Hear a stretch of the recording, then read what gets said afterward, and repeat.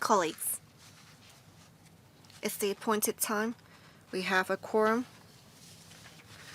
I call to order the meeting of the Bills Committee on Electoral Legislation Miscellaneous Amendments Bill 2025. Agenda item number 1, election of Deputy Chairman. Members, the Secretariat has issued a notice to inform members that at the deadline for the nomination period of the office of the Deputy Chairman, one valid nomination was received.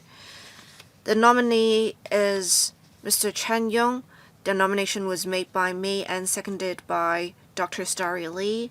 Members, do we need to elect a Deputy Chairman? If members agree that we need to elect a Deputy Chairman, I declare Mr. Chen Yong elected as the Deputy Chairman. Agenda item number 2, meeting with the administration. Would the Secretariat please invite representatives of the administration to come inside the conference room? On the background information for the bill, would members please refer to the papers set out in the agenda? They are the Electoral brief issued on 19th of March by the administration. The file reference is CMAB C1 /30/5/6. The Legal Service Division report on the bill, LC paper number LS 27/2025. We have also additional information provided by the administration, that is the flowchart and the publishing arrangements for registers of the election committee subsector voters. That is CB brackets 2600/2025 brackets 01, as well as a background brief prepared by the Electoral Secretariat, LC paper number CB brackets 2600/2025 brackets 03. On public submissions on the bill. Before we commence discussions on the bill, members, do we need to invite submissions from the public or stakeholders on the bill? Dr. Starry Lee. I suggest that we can invite written submissions because time is tight. Any other views from Mr. Martin Liao? Yes. I agree with what Dr. Starry Lee said. Mr. Chen Xiu-hong, I agree that written submissions should be invited. Thank you, members. If members agree, we will only invite written submissions from the public. The Secretariat will post a notice on the Electoral website. As per usual, the 18 district councils will be informed. The submissions received will be forwarded to members by the Secretariat as well as the administration to give a consolidated written response. We will now go into the policy-related discussions of the bill. I will now invite Mr. Eric Zhang, Secretary for Constitutional and Mainland Affairs, to brief members on the bill. Members who wish to speak, please press the Request to Speak button. After the introduction given by the Secretary, I will open the floor for members to ask questions. Depending on the number of members who would like to speak, I will set a time limit. Mr. Zhang, Secretary, please. Chair, members. First of all, I would like to thank members' support and attendance at today's meeting, the meeting of the Bills Committee.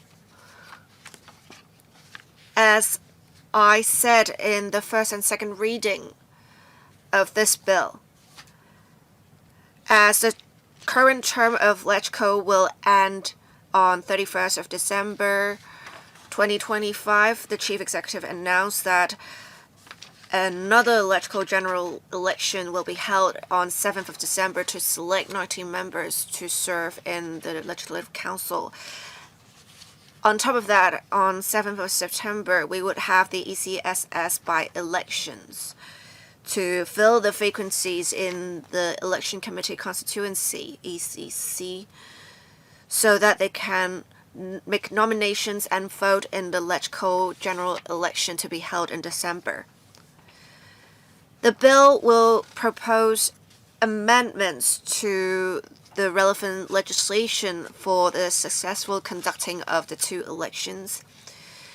Also, upon improvement of district governance, we have been striving to improve electoral arrangements to ensure elections can be held in a fair, just, honest, safe, and orderly manner. We also want to keep abreast with the times. There are three major areas of amendments in the bill. I'll go through them one by one. First, legislative amendments regarding the delineation of geographical constituencies (GCs) of the LegCo general election.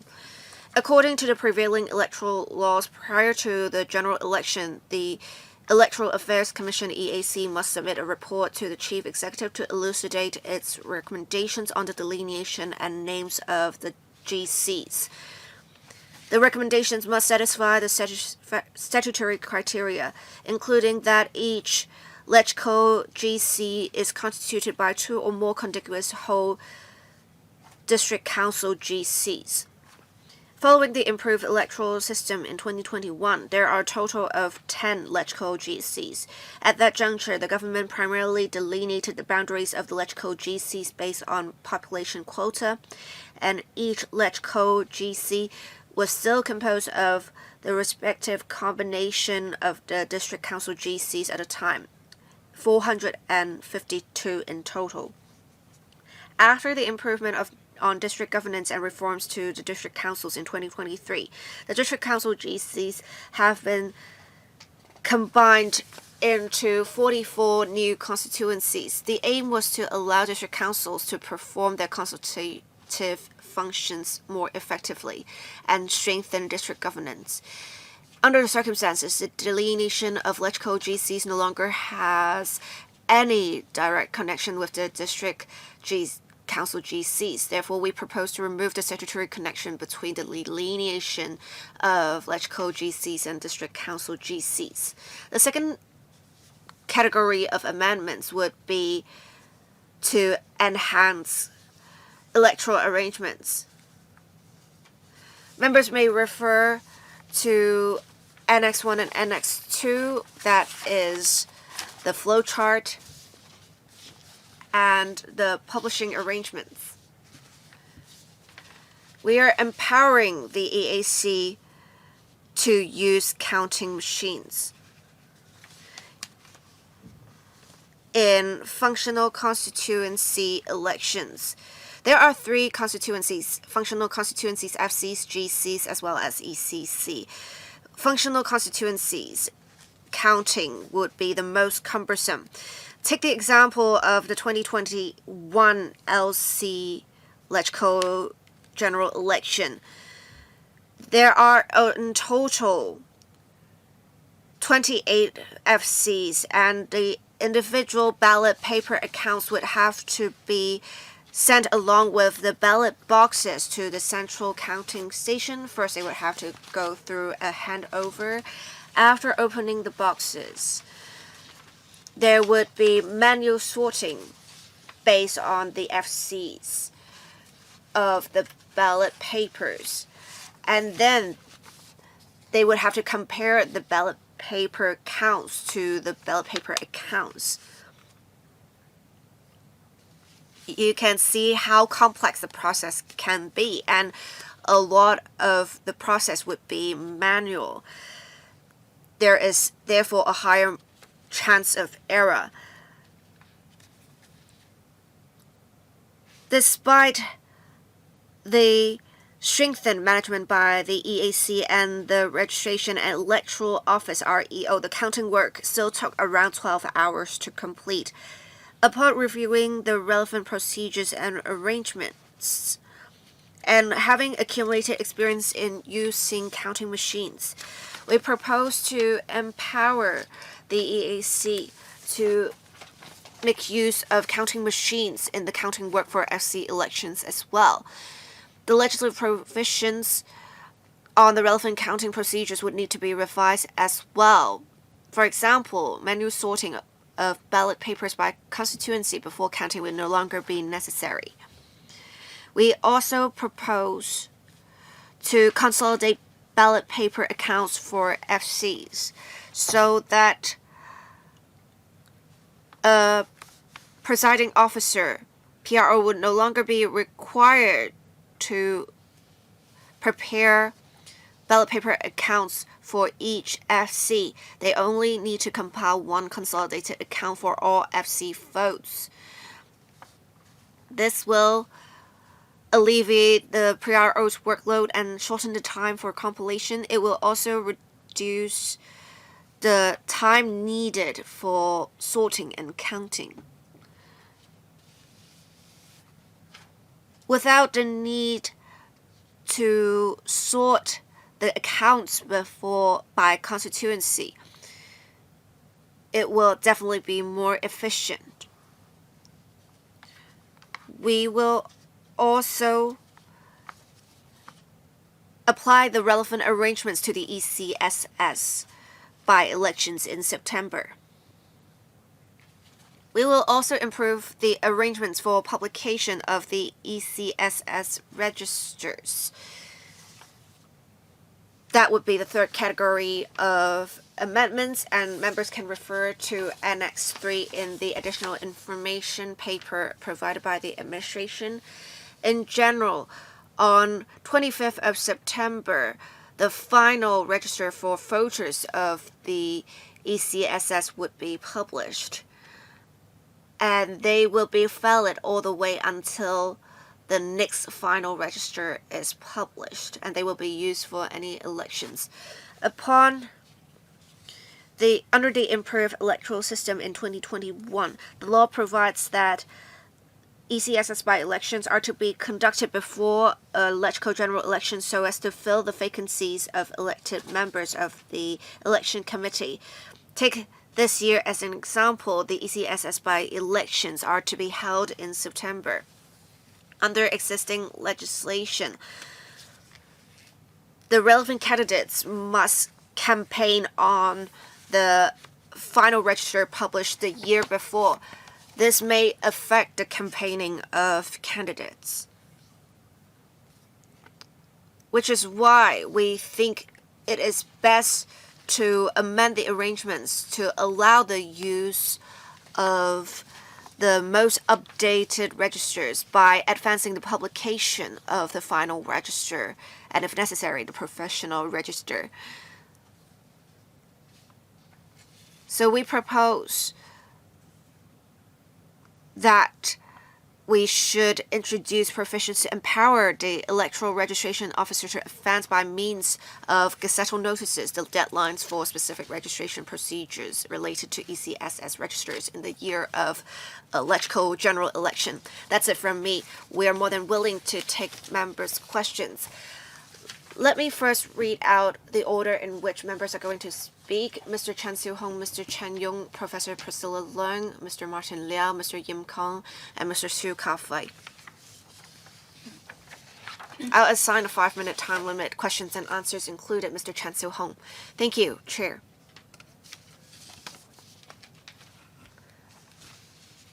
I think most of the amendments proposed are technical in nature. I can see that the Bureau has done much. For example, last year at the panel on constitutional affairs meetings, some proposals were already discussed to consult members. Stakeholders were also consulted. As we are trying to develop into a smart city, we should embrace innovative technologies, including in the use for elections. I'm also concerned that there may be uncertainties with the introduction of technologies. There may be privacy concerns.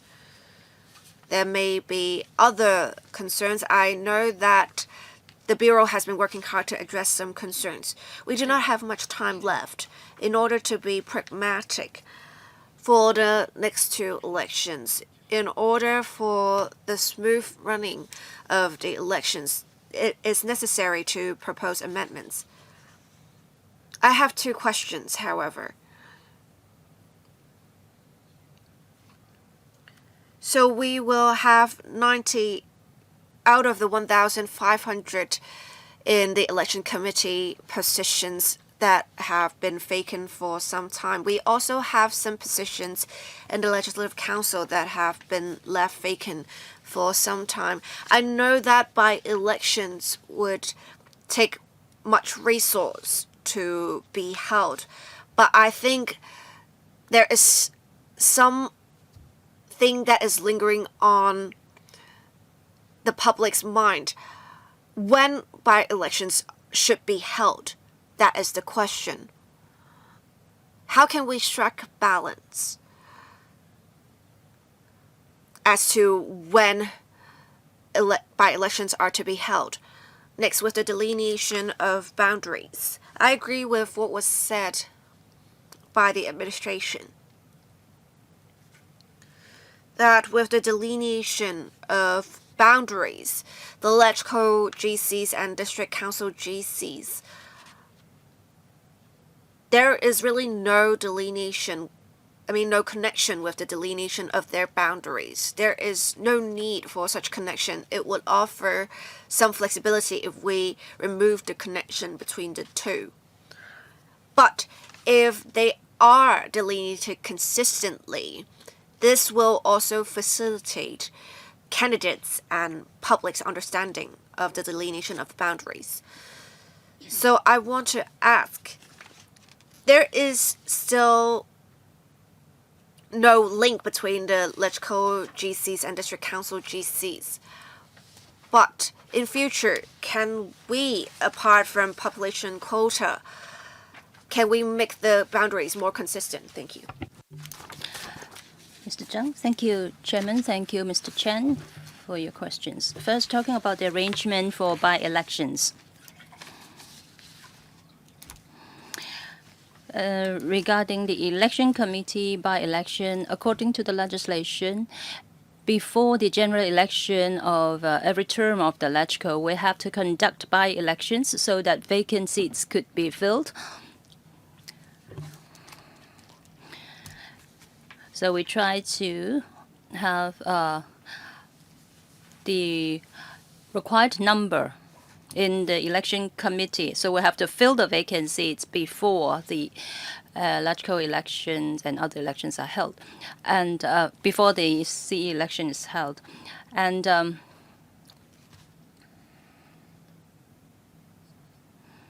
but then when it should be conducted or whether by-elections should be conducted, we will consult with the Electoral Affairs Commission at EAC, and we would also consider the time factors and also the workload of the relevant departments or EAC.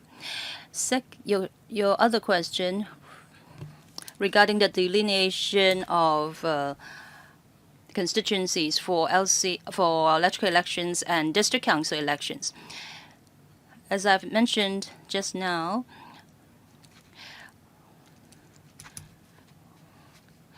in the electoral election held in 2021, at that time we delineated the boundaries according to the population of the districts. But then in refining district governance in 2021, we considered other factors as well. For instance, the different characteristics of the districts and also the consultation functions of the various district councils. So by now we have merged the 452 constituencies into 44 constituencies right now.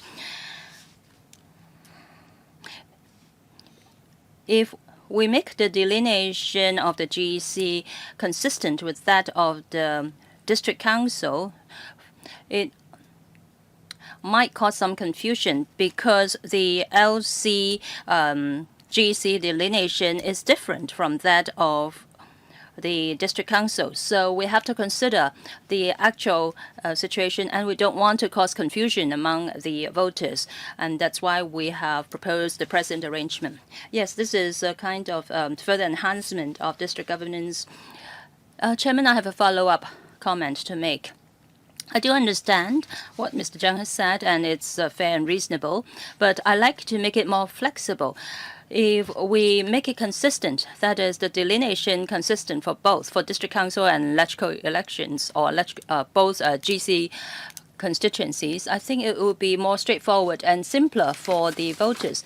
I hope that you should try your best to make them consistent. Of course, I know that this is not absolutely necessary, but then I think it is desirable if they are made consistent. That's my point. Yes, point taken. Thank you very much. Next, Mr. Chen Yong, Deputy Chairman. Thank you, Chair. And thank you, Mr. Zhang, for your introduction. Well, basically, I'm in support of the proposals according to with reference to the amendment to the bill. Well, of course, we do agree that the election should be held in a fair, just, honest, and safe manner, as well as it should be efficient. Regarding the computer counting machine, we tried using that in the previous elections. Well, I believe that we should accumulate our experience on these arrangements. Well, this kind of for instance, the banknotes counting machines are used in banks. So I think we should also make further use of these automatic counting machines. Well, for this year, we have a number of elections, so I hope that we should make use of smart technologies as much as possible in the upcoming elections. Well, regarding the voters, I think we should make use of smart technologies to try to identify these eligible voters, and also to screen out the deceased voters or those disqualified voters, so that the elections could be could project a more credible image to the general public. And these are my suggestions. That is, make further use or better use of automatic or machines or smart technologies. And also, I think we should streamline the relevant procedures so as to enhance the efficiency and effectiveness of the elections. Mr. Zhang, thank you. Thank you, Mr. Chen, for your suggestions. Indeed, we agree that all elections must be held in fair, just, honest, and safe manner. We also attach great importance to enhancing the efficiency of the elections.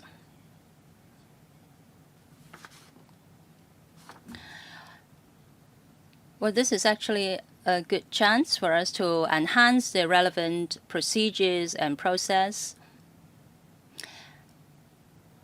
And that is why we've come up with these legislative proposals. Well, in addition to the legislative proposals, we also make use of this opportunity to enhance the the election arrangements and procedures. And Mr. Chen, you can be assured that we will try our best to achieve these goals. Thank you. Dr. Priscilla Leung. Thank you, Chair. First of all, I express my full support to the Electoral Legislation Miscellaneous Amendments Bill. I believe that it would enhance our existing election arrangements. I had been a district council member for 13 years. Under the revised election arrangement, the delineation of the district council and LC geographical constituency, it's a good practice. It gives us a bit more flexibility to make necessary adjustment in the future. For instance, in the future, we have development of new districts such as the Northern Metropolis. The population distribution may be different. So I think delineation of the constituencies should be made flexible. Second, about the counting machine of the FC election, I think we have to make the first step to make use of these automatic technologies. I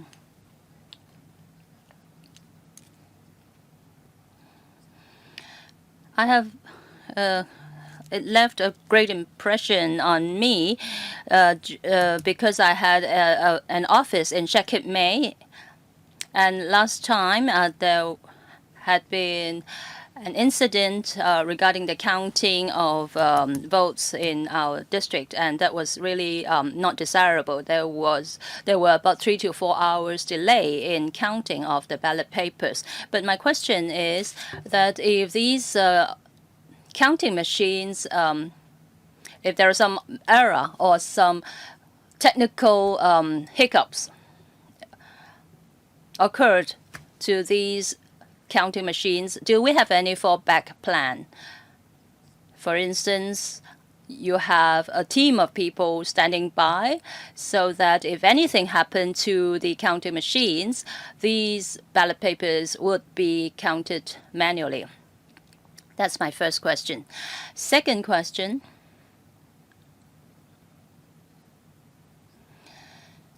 regarding the counting procedures.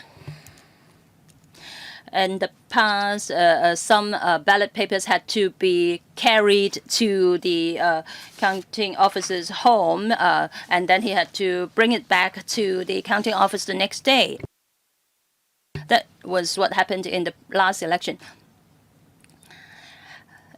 In order to make sure that all ballot papers had to be carried to the central counting station the next day, some of the ballot papers had to be brought home by some of the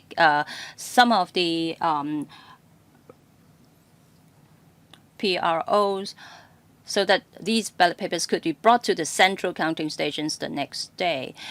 Thank you, Dr. Lang, for your 2 questions. First, I'd like to thank Dr. Lang for your support to our legislative proposals, in particular to our proposal to revise the delineation of the constituencies. But I have to say that this is basically more or less the same. Under most circumstances, the delineation of the constituencies in the district councils are the same as that of the electoral elections. So they have a common basis, that is the previous 450-odd constituencies. Now that for the district councils elections, they are merged into 44. But for the electoral elections, it's a bit different, but then they do have a lot of commonalities and relevance, and also keeping them flexible is also important. Regarding automatic counting machines, we have conducted some market survey and consulted relevant parties, so for instance, manufacturers of these machines. We are confident that in the coming elections, the counting machines will be reliable. They are advanced, and also they have been refined. We have not just one counting machine, we have at least 2 counting machines. We do have some fallback plan. If a counting machine has come into some problem, we can have a backup one or a spare one to be used. If that also has problem, then we also have a fallback plan. We have a team of people who can count the ballot papers manually if anything happens to the counting machines. Regarding the sending of the ballot papers to the central counting station, the CCS, we have a new arrangement. That is, the day before the election day, we will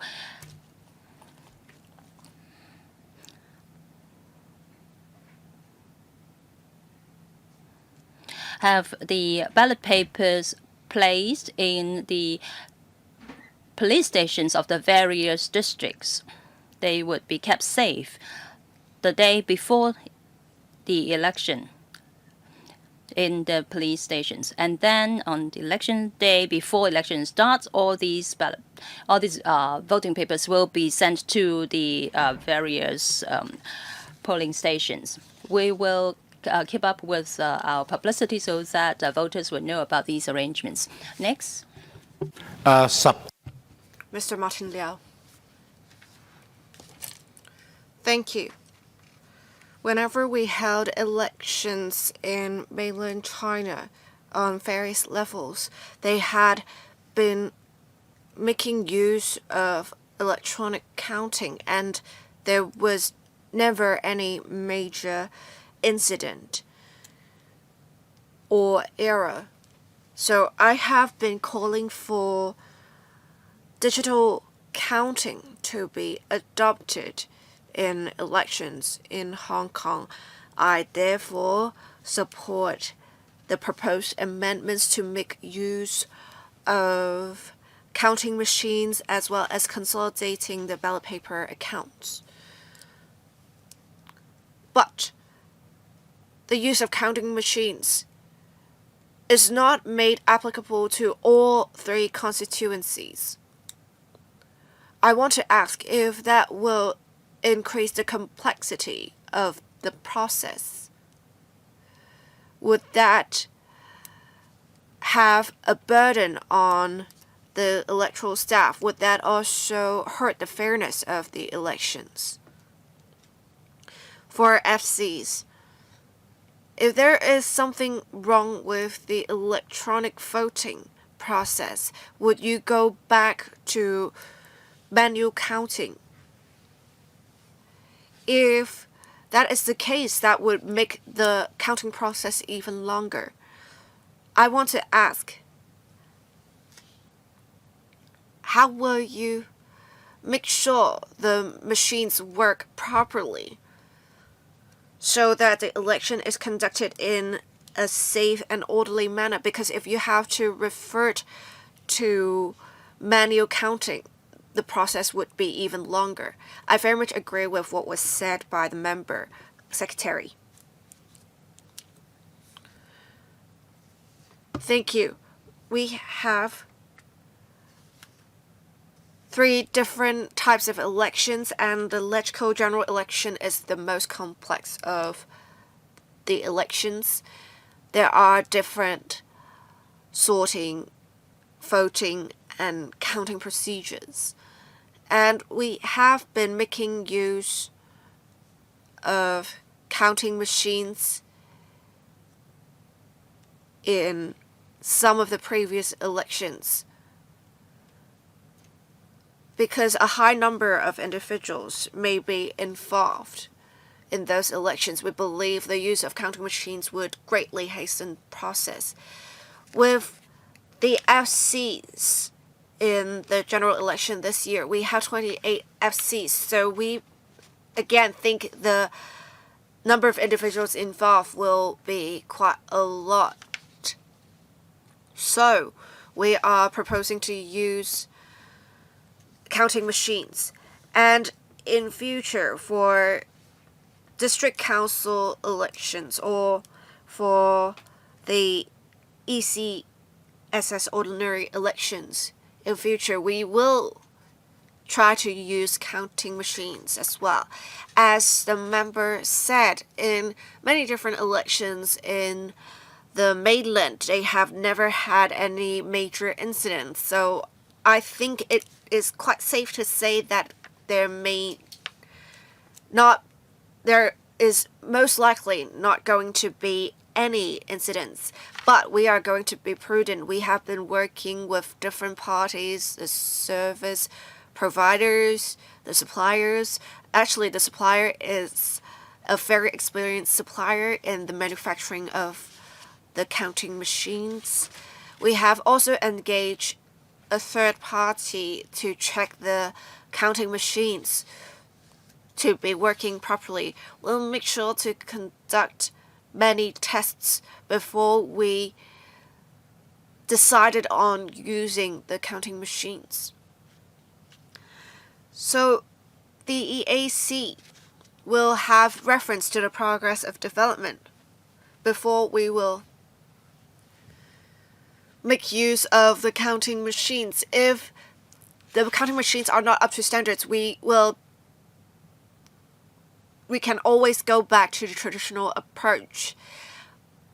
Members, please rest assured, we will invite you to visit and inspect the machines before the elections. And as I said earlier in my answer to Professor Leung's comments, we have contingency plans. We can always refer to the traditional counting method. Unfortunately, it may take more time indeed, but we will conduct simulations, and that should make sure the process can be as smooth as possible. I think I've answered pretty much all of the questions. Any follow-up questions from the member? None? Mr. Yim Kong. Thank you, Chair. My questions are quite similar to those of Mr. Martin Liao. I will not repeat them. I just would like to follow up on Mr. Martin Liao's questions. We have talked about for electronic counting. If necessary, we can refer to the traditional approach.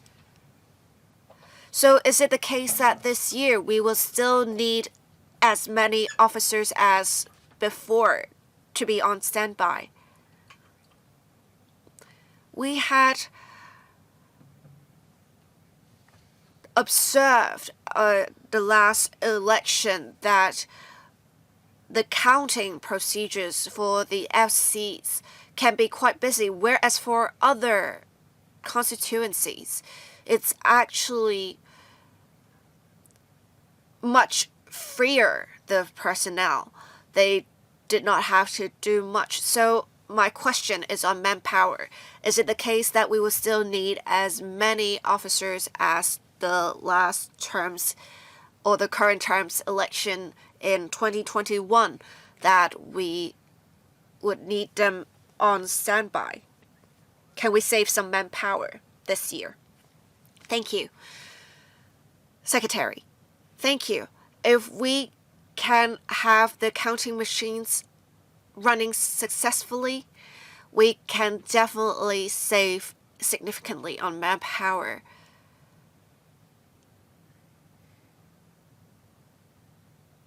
If we can save manpower on manual counting and manual sorting, that should cut at least half of the officers needed. We are trying to strive for progress while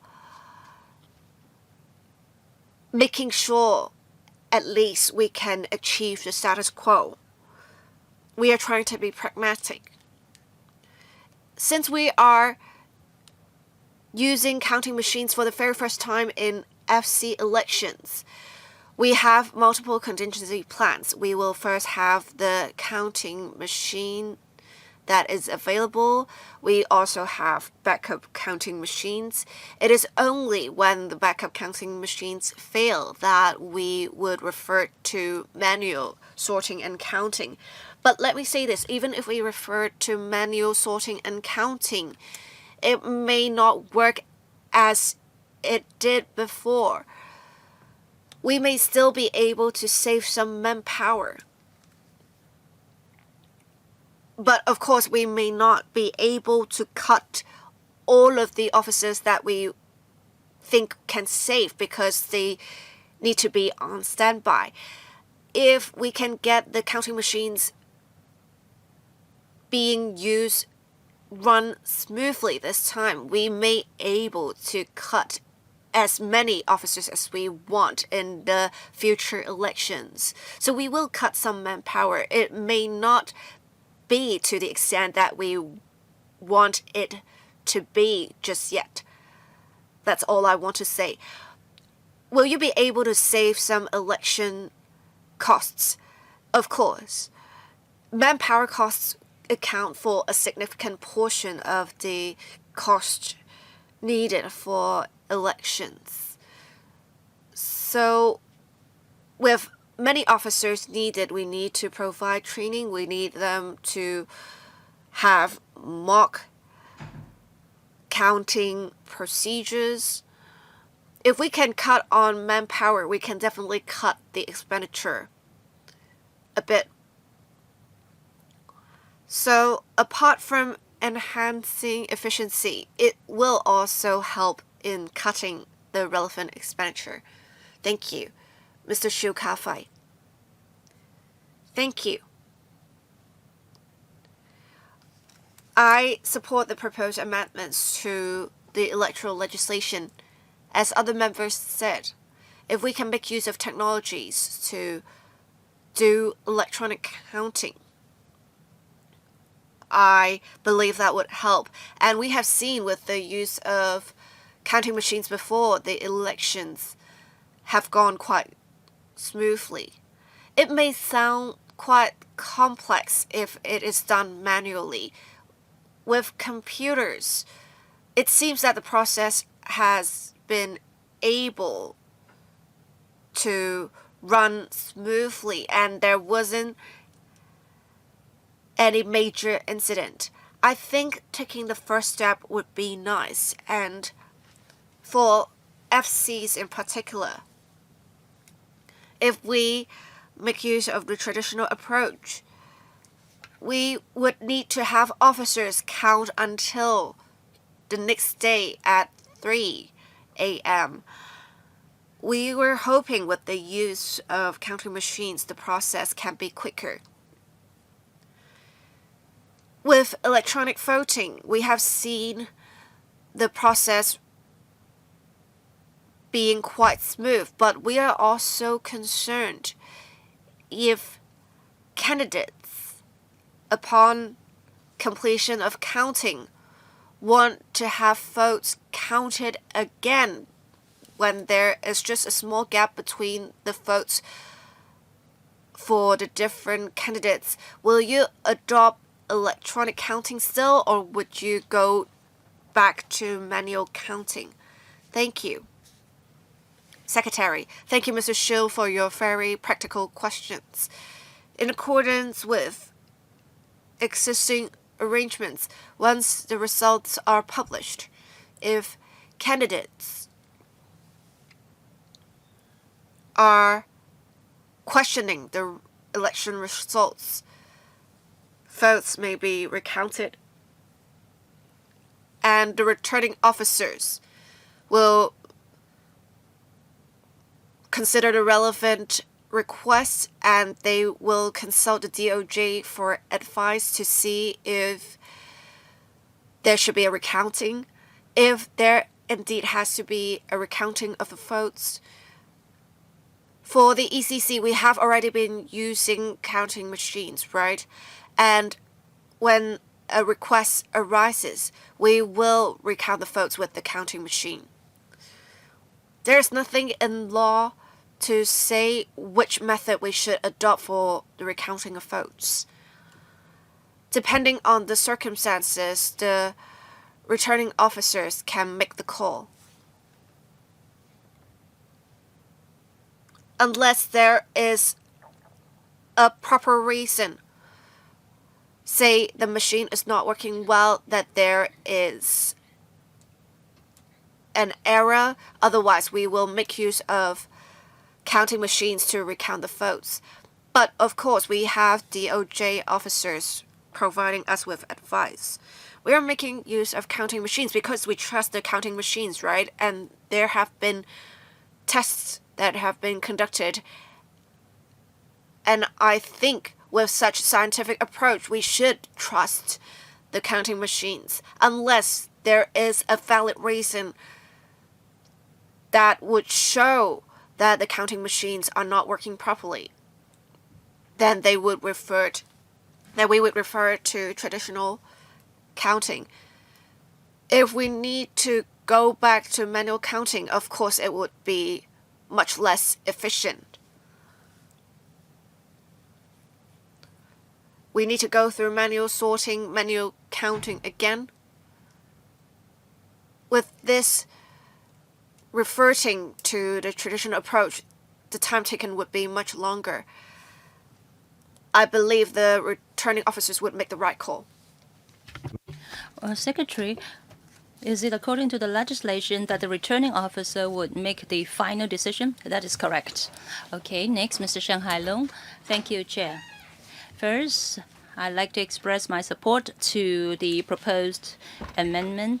This is the way that we could enhance our various election arrangements. And I'm glad to see that the administration has tried to make use of technologies and enhance the various processes. And I have two questions to ask. First of all, is CE a member of the election committee?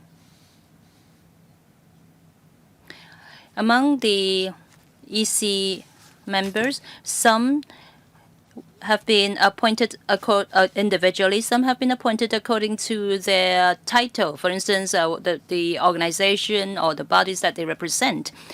My question is that if we are to conduct by-elections for the election committee,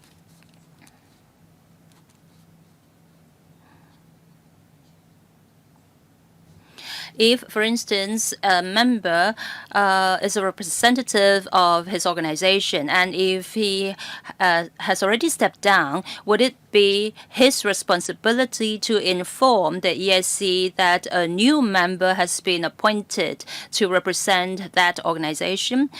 Now that we're going to have the by-elections in September for the election committee, and if a certain member has already stepped down, not representing the organization, but then the election will be held in December.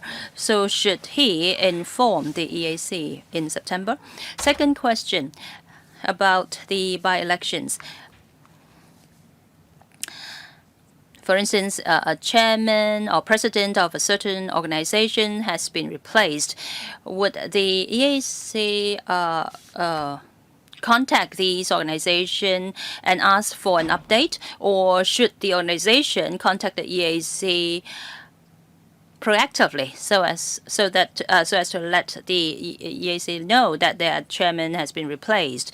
So in between September to December, when the election is held, what will happen? That is, who would be the valid members of the election committee during these few months, September to December?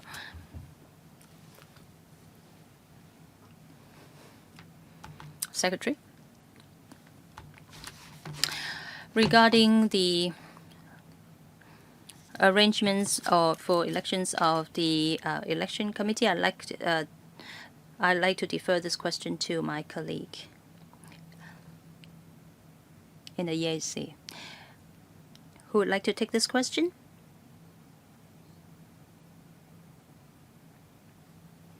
Ms. Natalie Chen.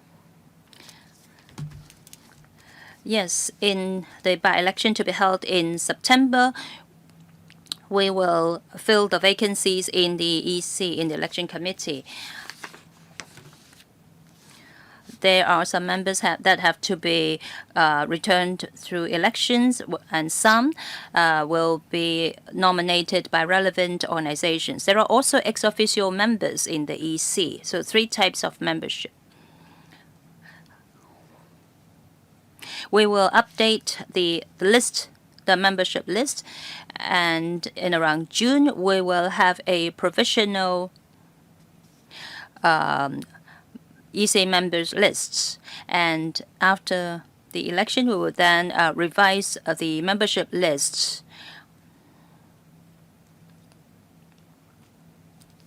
In the upcoming electoral committee,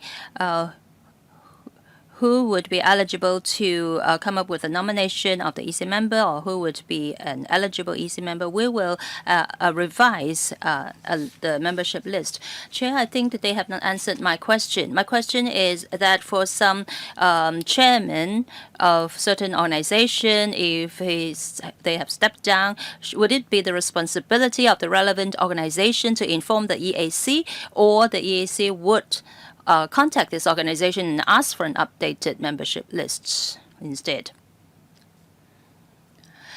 Chairman, let me try to answer this question. For the election committee, there are authorized representatives. So before the election,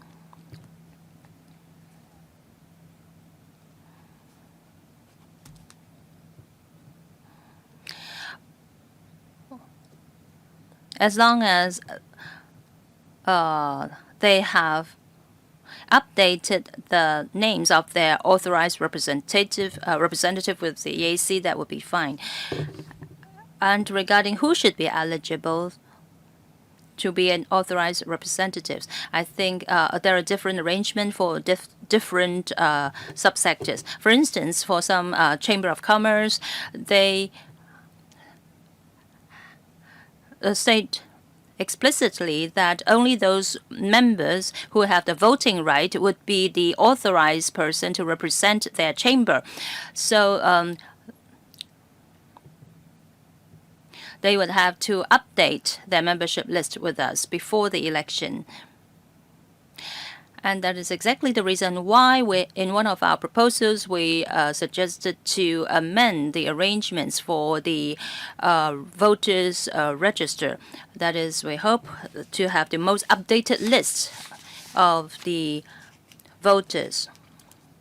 Chairman, Mr. Xiang, yes? Chairman, thank you. This is a very important question, Chairman. That I'm sorry, please bear with me. I'd like to follow up with that. Well, for instance, of course, I know there are ex officio members. If for those organizations, they have changed term before September, for instance, the secretary or the general secretary has failed to inform the EAC about their change of membership, who would be responsible? Would the EAC contact them proactively and ask for an updated membership list, or if the organizations do not report the change, then the EAC will take the existing membership list as a valid one? Well, actually, the EAC knows about the membership period. For instance, for some organizations, they have regular update of their ex officio members and their office holders. They will contact EAC and give us their updated membership list. Regarding the electoral election in December this year, we will contact the various organizations and ask for the most updated membership list from them. If Mr. Sheng would like to go into further details about these arrangements, we could contact you directly. Chairman, I'm sorry, please, your time is up. Please just queue up for the next turn, for the next round. Thank you. Dr. Starry Lee, Thank you, Chair. First, I'm in support of the proposed amendments to the bill, and I really hope that the coming elections will be conducted in a smooth and orderly manner. And what's more important is that we should project the image to the general public that these elections are fair and open, and they can be conducted in a very efficient and orderly and smooth manner. I hope that in doing publicity, the administration should consider up or stepping up with your effort in publicity. Now that we have enhanced our election procedures, the electoral composition and also that of the election committees have been enhanced, I think we should stress these points to let the members of the public know. In that case, the general public would have a more accurate understanding of the present arrangements and also about the composition of the electoral and the election committee, and they will not be easily misled. And regarding the automatic counting machine, as mentioned by the Secretary or Mr. Shill, the NPC and CPPCC elections have already made use of these automatic counting machines, and they are very well established. They are very advanced. Of course, we should be cautious. We should be prudent. We will rely on the administration to keep an eye for us. In the past elections, there had been some incidents, so I hope that the administration would attach greater importance to the effectiveness of the counting machines to make sure that no major incident would occur during the elections. Next point about delineation of the constituencies, I agree that I agree to the enhancement. For Central Kowloon, Wong Tai Sin District Council has a small area that has been put under Kwun Tong District, so that was included in that is now included under Kwun Tong District. Well, these are two different districts, but then it's about 9-to-1 ratio. So the Wong Tai Sin district is really relatively small, and then it has been merged with the Kwun Tong district. So I hope that this kind of situation could be enhanced further in the future. Thank you. Secretary, 3 points. Yes, thank you, Chairman. First, about stepping up with publicity. Yes, we have been doing this all along. Indeed, after the enhancement of the elections, this is very important. This would be conducive to our effective governance and stability of society. So we do agree that we should continue to carry out with wider publicity so that members of the public would know better about these improvements. Dr. Lee's suggestions are taken, and we will try our best to do better in our publicity drive. Next point about the different arrangements, for instance, automatic counting machines and so forth. We have stressed continuously that we would try to conduct all the elections in a fair, just, and smooth manner. But on the other hand, we will try to enhance the effectiveness, to streamline the processes. We hope that the voters, the candidates, and the general publics will have a better understanding of the system, and they would have a better experience during the elections.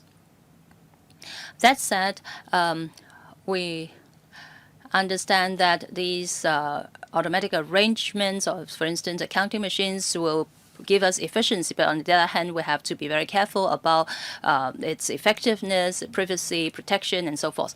We will learn from the past experience, and we will strive to enhance every time, be it in conducting simulations, in enhancing the processes, and so forth. We will try our best to prevent any negative incidents from happening. We also have fallback plans so that if anything really happens, we do have contingency plan to ensure that the election processes will be carried out effectively and smoothly. We have heard different opinions from different stakeholders. We will take heed of these, and we will try our best to improve the various process. Of course, there are pros and cons for the different options. As Dr. Lee suggested, in the future, we may have to further enhance the delineation of the constituencies. Thank you. Thank you. No follow-up. Thank you, Chair. Ms. Lillian Kwok. Thank you, Chair. I know this is indeed a very important task, and for the proposed amendments, I am in support of it. I'm glad to see the administration has put in a lot of effort to ensure that our upcoming elections will be held in a fair, smooth, and orderly manner. And some colleagues have already raised different points about the personnel arrangements, costs, and using of machines and so forth. I agree to all these suggestions and comments. I also think that making use of automatic machines would help us reduce the use of the deployment of manpower and enhance efficiency. I also hope that what we do this time will give us a good reference so that we can further enhance ourselves in the future elections. I have 2 points to make. First, the government always emphasizes that Hong Kong would develop into a smart city. We would try to make use of technologies and automated system. And we now have a lot of codes. We do not, even crossing the borders, we do not need to show our ID cards. Will, in the coming elections, the administration consider using this kind of technology so that we could protect the privacy of the voters, and they do not need to bring the ID cards to the polling station. There are face recognition and so forth. Will consider using that kind of technologies. Second, about the counting machine, I'd like to know that whether they are in the different polling stations, for instance, in functional constituencies, in the different polling stations. Will these counting machines be connected to the central counting station, or will they be counted individually or independently in different polling stations? Well, if it's the former, all these machines will be connected to the central counting station, but then it might affect one another, because we would need to have a very stable connection. If anything happened to the connection, incidents might occur. So I'd like to know whether you have special arrangements to ensure that they will be connected smoothly. 2 questions, Secretary. Thank you, Chair. Thank you, Member, for your questions. On the counting process and the disbursement of ballot papers, whether one can make use of the personal code on iAmSmart instead of showing their ID to do that. We have been trying to be innovative in our electoral process in the past few years, and as you may remember, before, with the disbursement of ballot papers, the polling officers would have to refer to registers and then cross out the name after giving that elector the ballot paper. It is, of course, cumbersome. We now have an electronic process for the disbursement of ballot papers. It is a great enhancement already, and it has greatly improved efficiency. As you may remember, before, it would take long for one to be given a ballot paper. Now it is much faster. One can go to voting pretty much right away. But of course, with advancements in technologies, we will keep an open mind and consider different options that may even enhance efficiency further, and we do note the members' suggestion on this. As for whether the counting machines are connected and whether network stability will affect the operations, we have 600 odd polling stations right now. Upon completion of polling, the ballot boxes will be transported to the central counting station in Wanchai for counting. So there is no individual counting in the polling station. So there is no network problem in the first place that can affect the operations. As for whether the counting should be done in the 600 odd polling stations or the central counting station, this is something that we are pondering because it will take some time to transport the ballot papers to the central counting station. So whether we should count the votes at the polling stations is something we are thinking about. But then at that point, we would need to think about whether we have enough manpower to do that at the polling stations, and there may be the network issue that may affect operations as the member suggested if that is the case. But if votes are transported to the central counting station, the members' concern will not be an issue. Is it the case that because the counting is done in the central counting station, there will not be any data uploaded onto the network? Correct. Thank you, Mr. Dennis Leung. The FTU supports the proposed amendments in the bill because many of such amendments are technical in nature. Most importantly, we have already been using counting machines at the 2023 District Council ordinary election. And if we are going to use counting machines in the FC election, I believe that would greatly enhance efficiency. I myself am also a representative of the functional constituency for the labor sector in particular, and our functional constituency is one of the latest sectors that got the result. In fact, I think we were the last. And that is because the labor sector has many members, and I think with the use of counting machines, we can screen out the invalid votes relatively quickly. It will greatly enhance efficiency. However, I do know in the proposed amendments that is of concern to me. I would like to raise this issue and seek some clarification. So we have votes for specifically the labor sector. There will be 2 ballot papers issued, and there will be a code on the ballot papers for the 600 odd polling stations when the ballot papers are transported to the central counting station. There will no longer be sorting by FCs. They will all be inserted into the counting machines. I believe the results will still be by FCs, but will the counting machine be able to sort the ballot papers by functional constituency?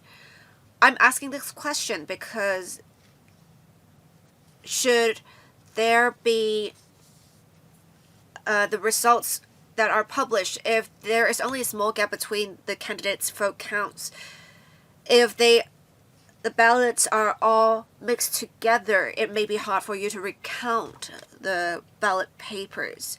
And I think the EAC need to verify the votes as well to count the votes again the second time to make sure there is no change in the results, to make sure the results are correct. Is this the approach that you're planning to take for this year's elections, or do you have to wait until you work with a supplier to see which approach you're going to take? Thank you. Secretary, thank you, Mr. Dennis Leung, for your questions. Our current plans are as follows. The counting machine would not need the votes to be sorted to count the votes. This technology is quite mature already. If we have to undergo manual sorting first, it would need significant manpower. It would also take much time. Right now, the machines would scan all votes and count the votes by functional constituencies without manual sorting by FCs.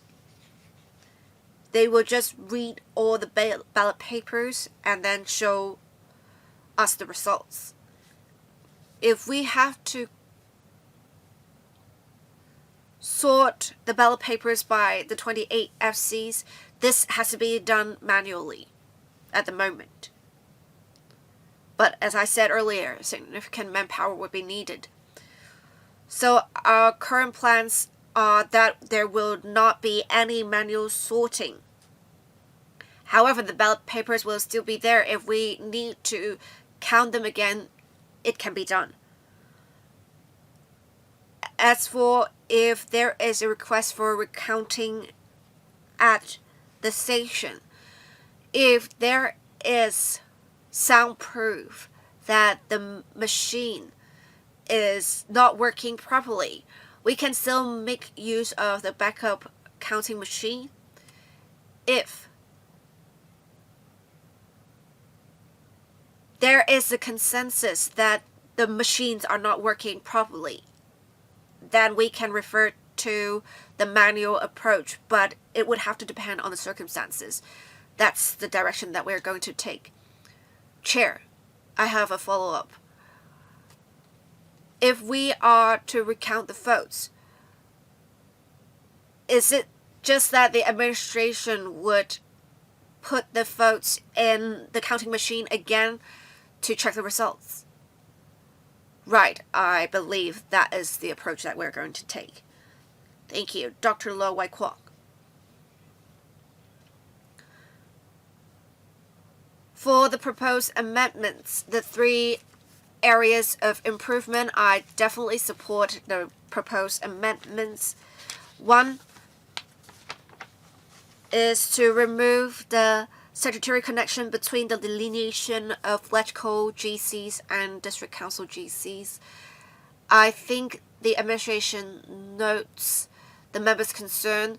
While we support the removal of the statutory connection, they should be, if possible, as much as possible consistent. And we have been talking about embracing technology.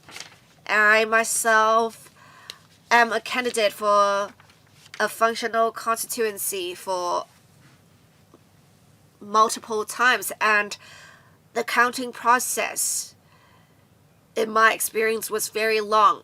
It left a great impression on me.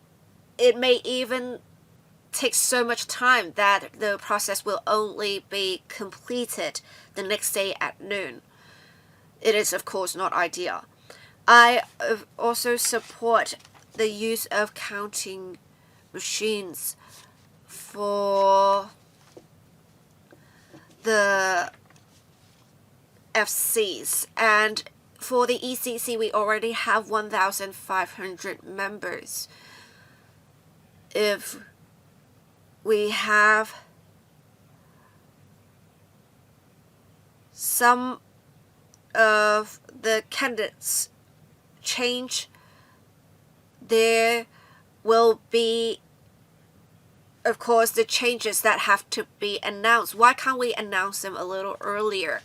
I understand that the ECSS by-election will be held on 7th of September, and I have already received inquiries from potential candidates whether they can take part in the by-election this year. And usually we would have to wait until September to know which positions are vacant so that candidates would know whether they can take part in the elections. Alright, I understand that by 7th of October we would know for sure what Electoral vacancies are available, but then I think in between there may be changes in the candidates, or is it the case that the same people would be there from 7th of September to 7th of October? Thank you. Thank you for your questions. First, about delineation of the GC. I hear your views. A number of members have already expressed their view that there should be made consistent as much as possible between the electoral GC and the district council GC. We will, of course, take these into consideration and make appropriate recommendations to the chief executive on this matter. Well, after so many rounds of elections in the past, we have learned a lot of lessons. We know that there are room for improvement, and we will try our best to enhance the procedures based on the lessons that we have learned in previous elections. Please rest assured that we will spare no effort to enhance our election arrangements, well, be it the distribution of ballot paper, sorting of or counting of the ballot papers. Your opinions and suggestions are always welcome.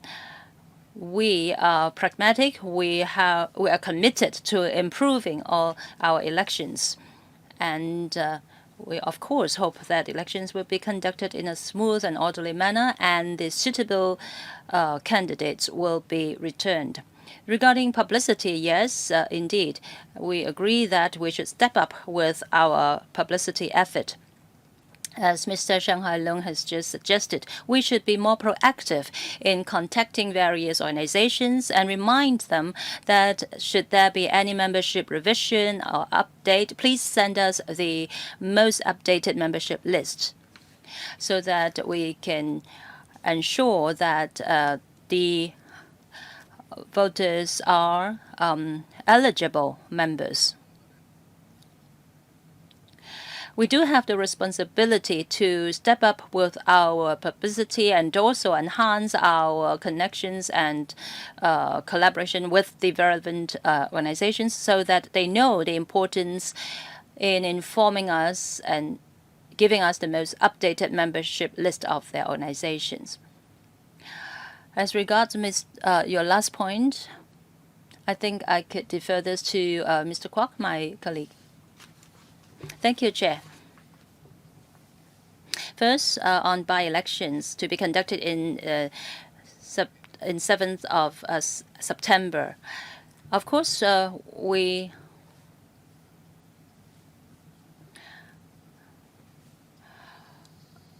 try to fill the vacancies in the election committee. That's why we will have to conduct a by-election in September before the electoral election is held in December. Regarding ex-officio members, it's more or less the same.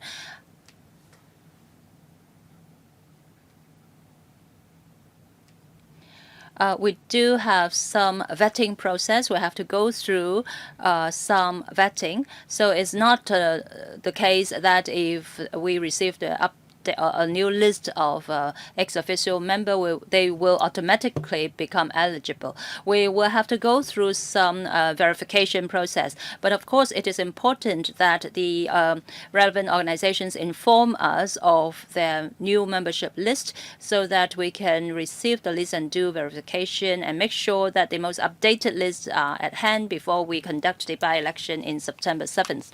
In 2021,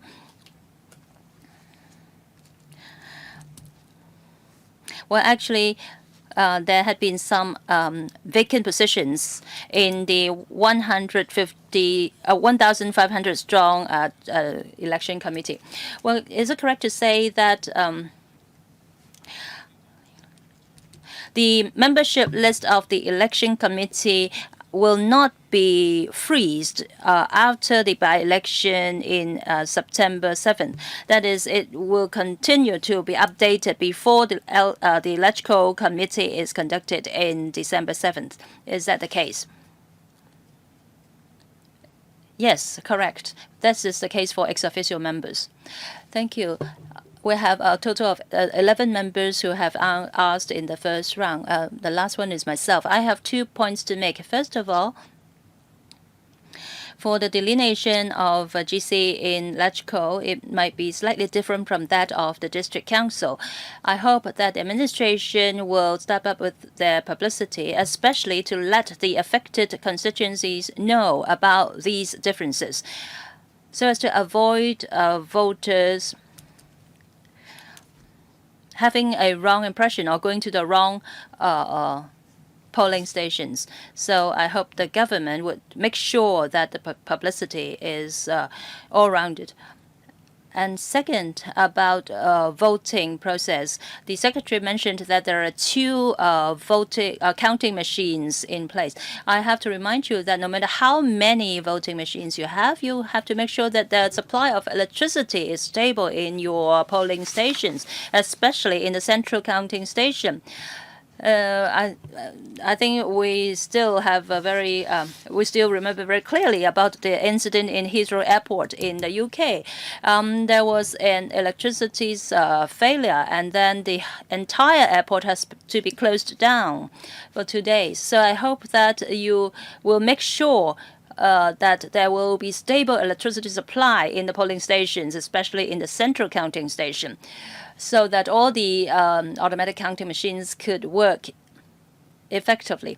I think even 2 sets of counting machines are not enough. You should have as many as possible. And I heard from the secretary that he will look into this further. For instance, in functional constituencies, election briefing sessions,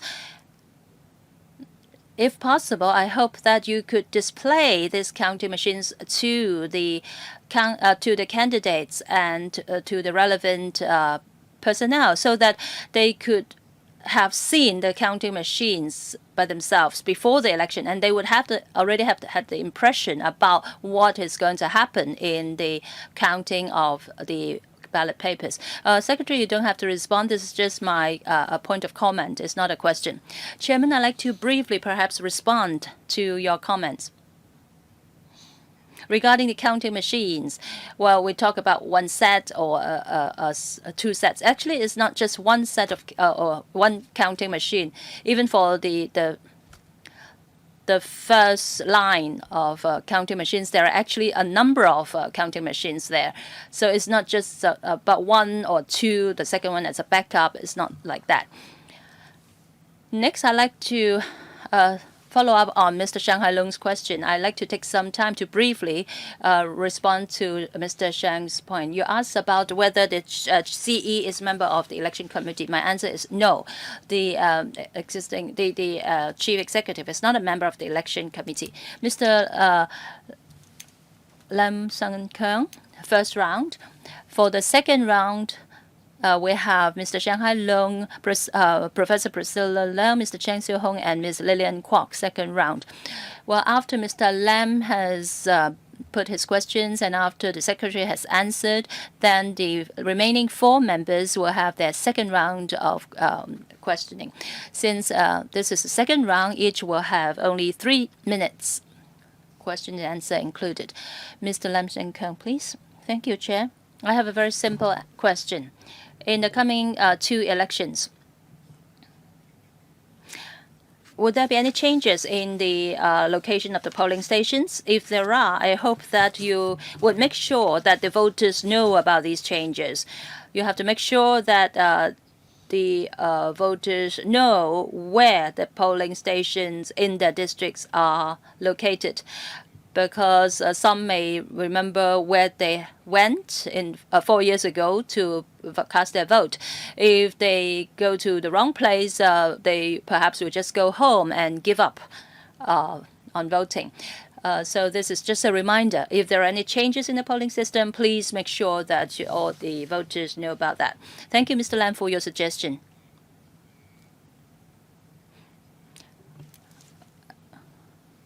For electoral election and also district council elections, we have more than 600 polling stations altogether in the various districts. Of course, we'll try to convenience the voters so that there will be polling stations in near them and that are accessible to them.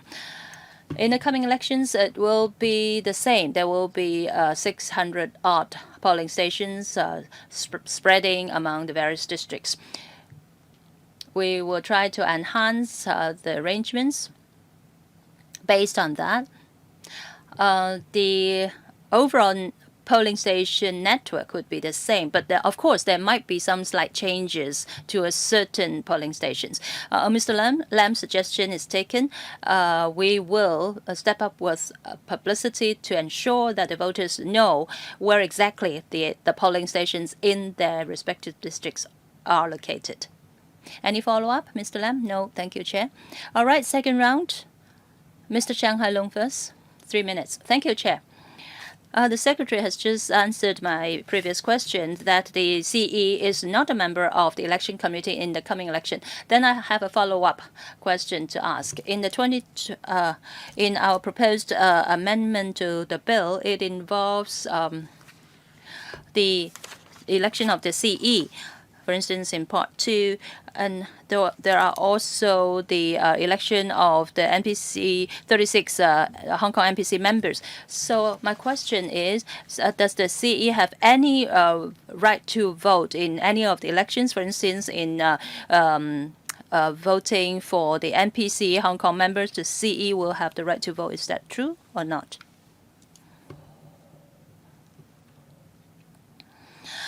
Chairman? Yes, Mr. Kwok. For the amendment bill, one of them is CAP 569, that is the CE election. So that's why maybe perhaps it gives you an impression that there might be changes in the election of the CE. That is not the case.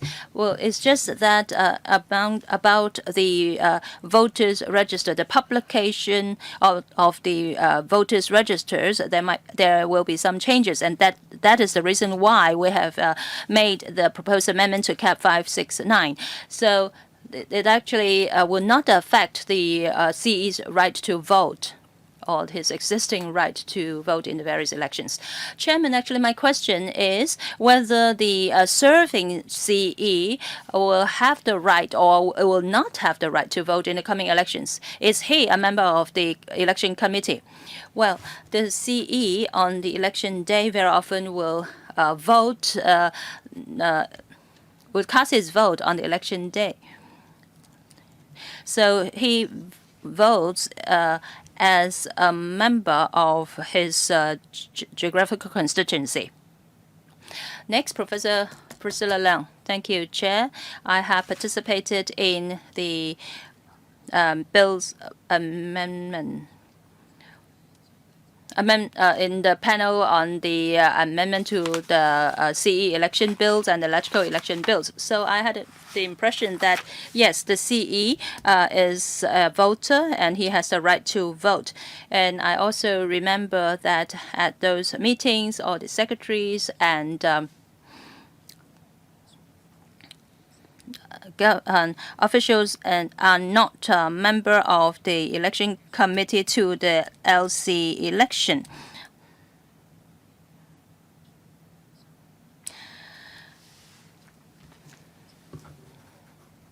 From the questions that I heard this morning, I'd like to make the following proposal. Well, members pay attention to the ex-official membership, and they are concerned about whether the list is most updated. For instance, whether a certain person is still representing a certain organization and can sit in this election committee as an ex-official member.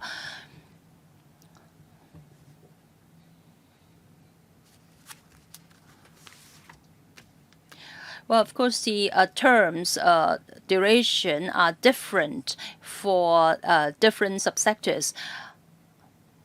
There are some regular announcements about the updated membership in a certain subsector and who then will become the ex-official member of the election committee.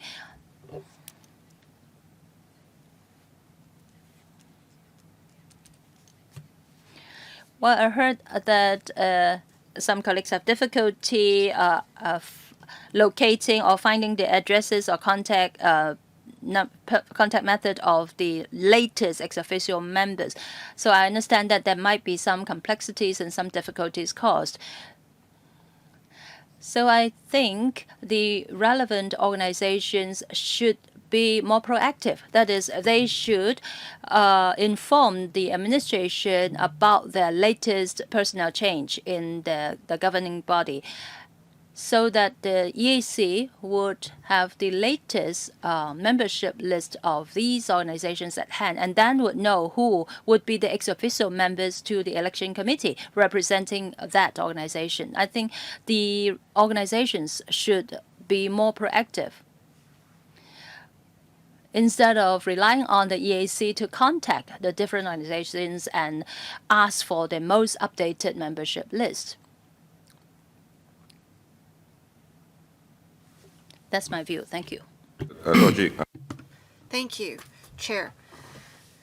Thank you, Professor Priscilla Leung, for your very pragmatic views.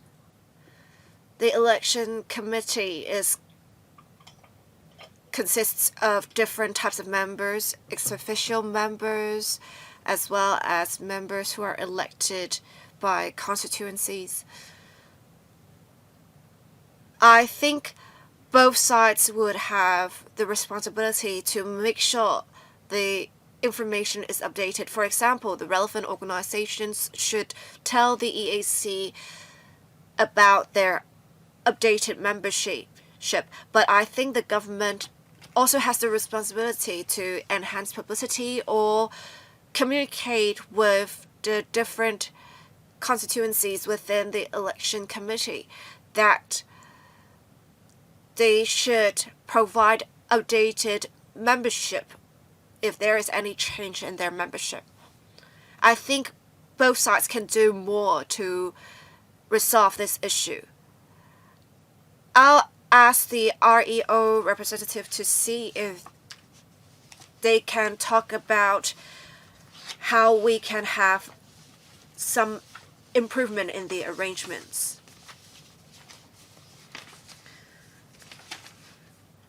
Ms. Natalie Chan, thank you. We are following up on the situation. We do note for some designated positions, if there are changes, we are actually monitoring the changes. We have officers who are checking the information to see if any updates are needed. If there are changes in designated positions, we also ask the relevant bodies to inform us of such. But let me say this is part of our regular work. Chair, I have raised 2 points and I think they are very simple. I want to ask if there are any changes, can you publish them right away so that we will know if there is a change in membership of the constituency members within the election committee? I also think you shouldn't wait until before September that we are quickly updating the information. Why not make it a requirement for the bodies to inform you of the change within, say, 1 month of the change, right? Thank you, Professor Leung. We will definitely review the situation.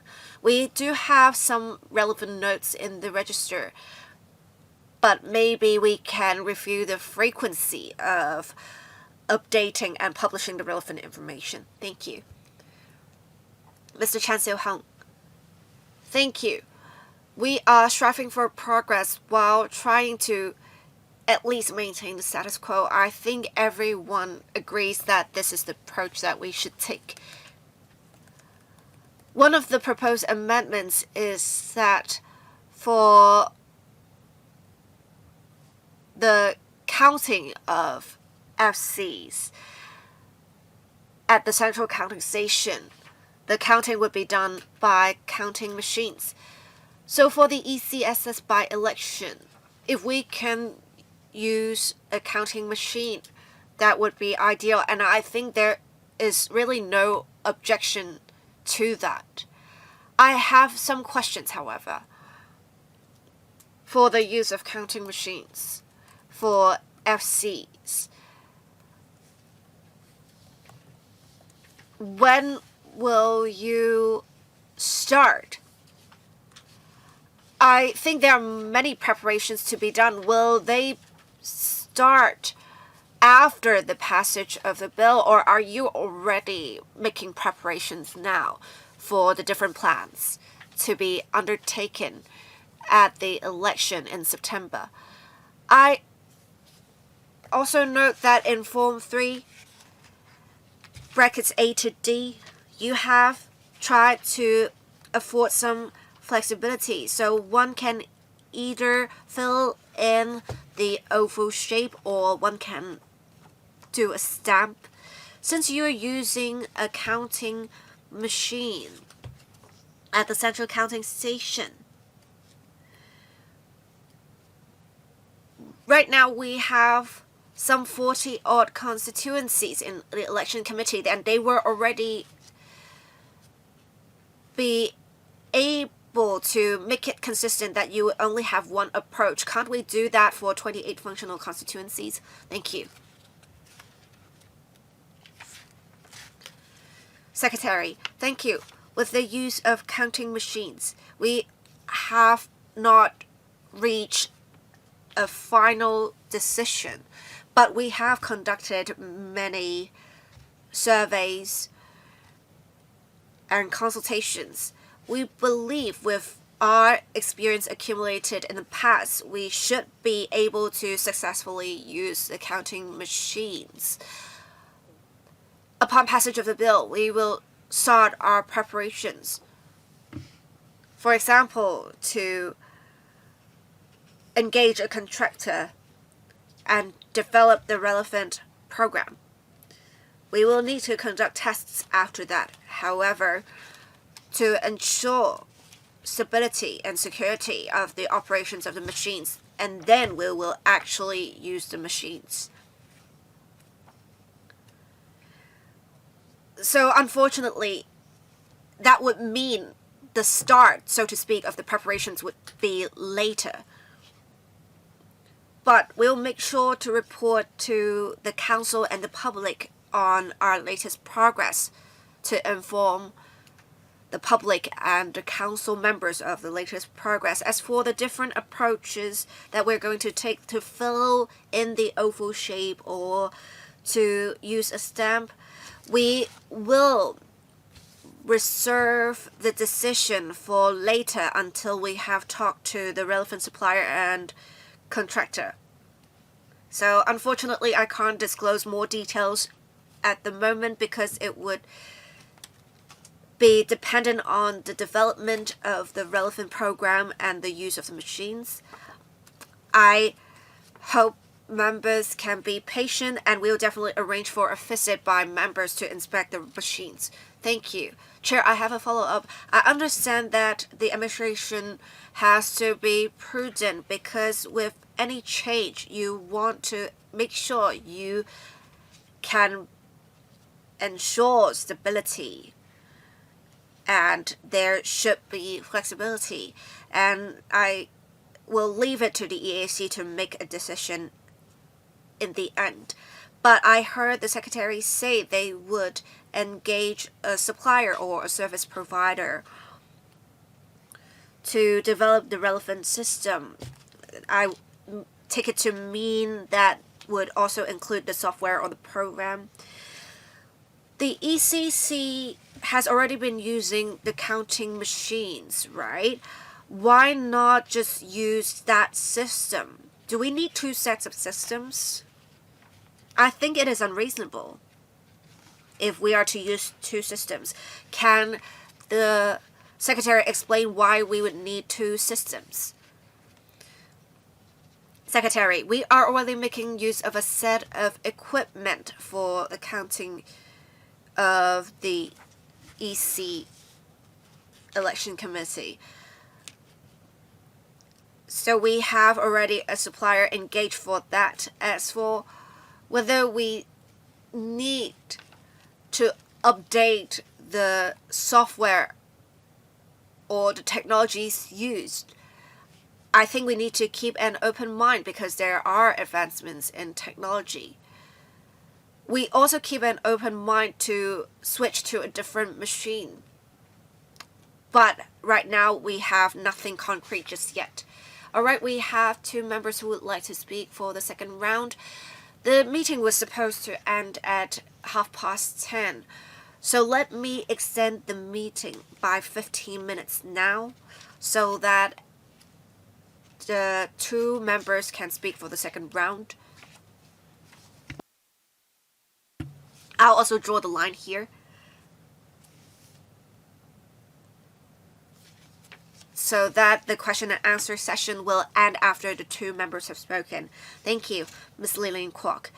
Thank you. I am somewhat confused. I probably did not express my questions clearly. I want to say, like Dr. Zari Lee said, whether it's for FCs or not, we should have counting done at the polling stations so that we can save time in transporting the ballot papers to the central counting station. I also want to ask, for electronic registration, how can you ensure that it can be tied to the central system? I believe the systems for electronic registration would not be independent, right? How can you ensure that there is network stability? We are very concerned about network stability issues because the registration would have to have connections to the central system.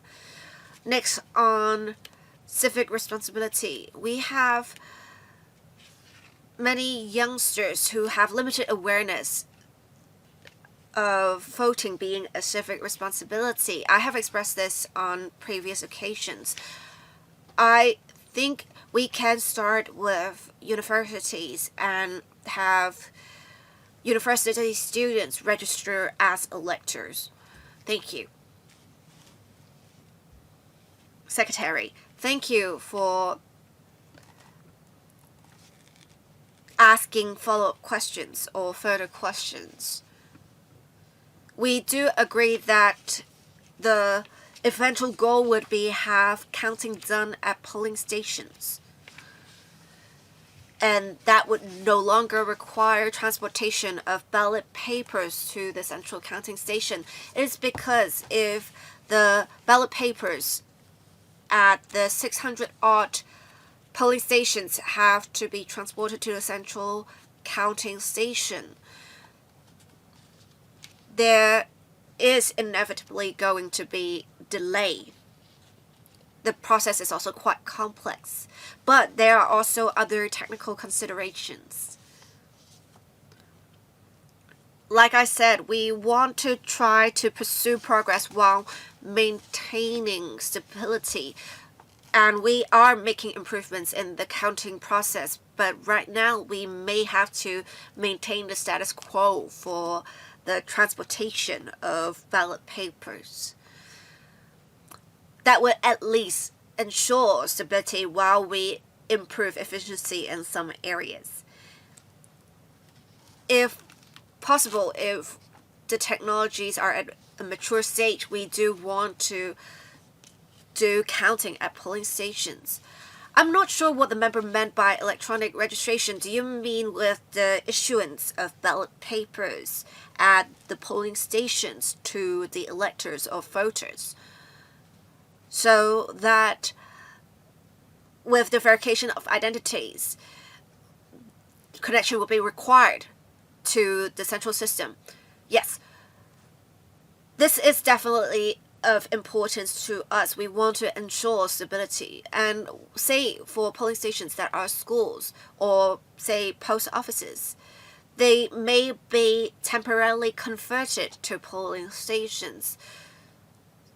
For their network connections, we actually ask for the contractor to provide designated connections to the central system, rather than relying on the existing internet network. We may need to provide specific connections for that. For those stations that are not possible to have that, say for those on outlying islands, we would make sure there are other network connections that are working properly.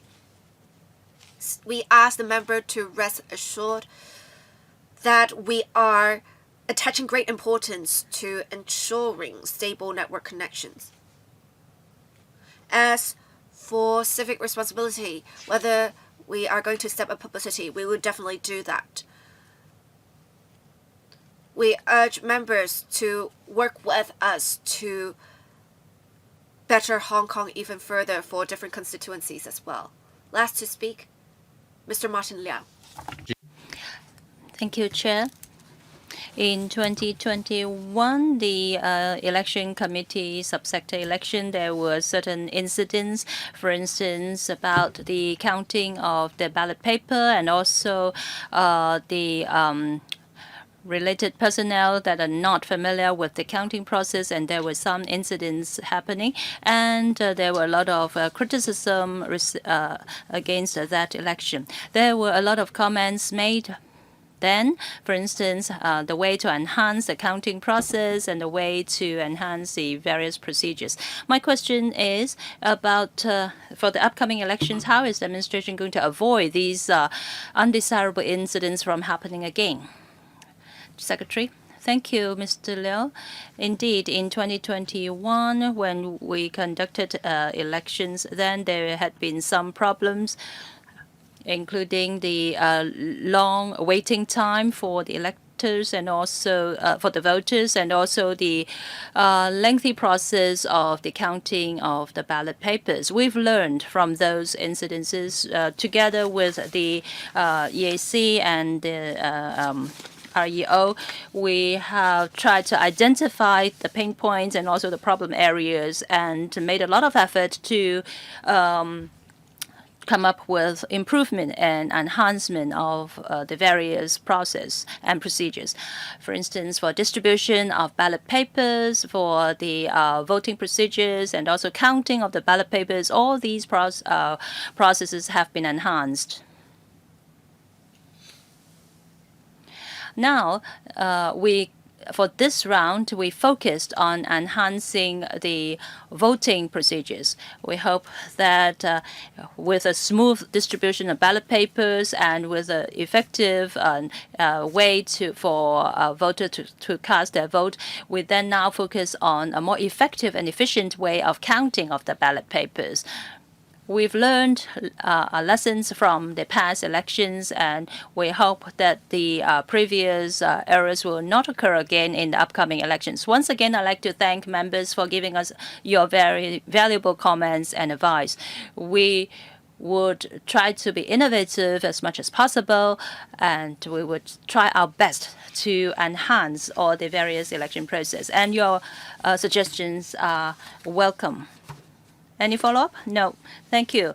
All right. We have concluded these two rounds of question time. And because of the interest of time, we're not going to start our clause-by-clause scrutiny of the bill. We will leave it to the next meeting.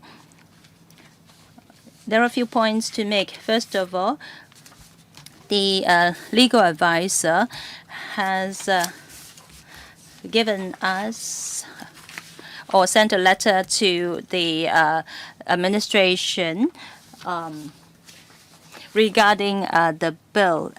And the paper is CB bracket 2 600/202502. And second, when we start this clause-by-clause scrutiny, we will make use of the marked up copy provided by the administration. The file number is CB bracket 2599/202501. We will also use the document that is the comparison table regarding the clause and with the changes in the clauses and the marked up copy. So this is a better way to ensure that we will not miss out any important changes, and members would be able to make use of these documents to have a very clear understanding about what the changes proposed. So please, members, bring along these two papers, these two sets of documents to our meeting next time. And if the legal advisor has raised a comment or questions, I would invite our legal advisor and the administration to comment on that relevant clause so that members would have a very clear understanding about the points made by the legal advisor on that clause. AOB now. Any other business? No AOB. All right. The Bills Committee will conduct our next meeting on the 7th of April, Monday, from 9 a.m. to 12 noon. That will be our next meeting. Thank you very much. Meeting adjourned.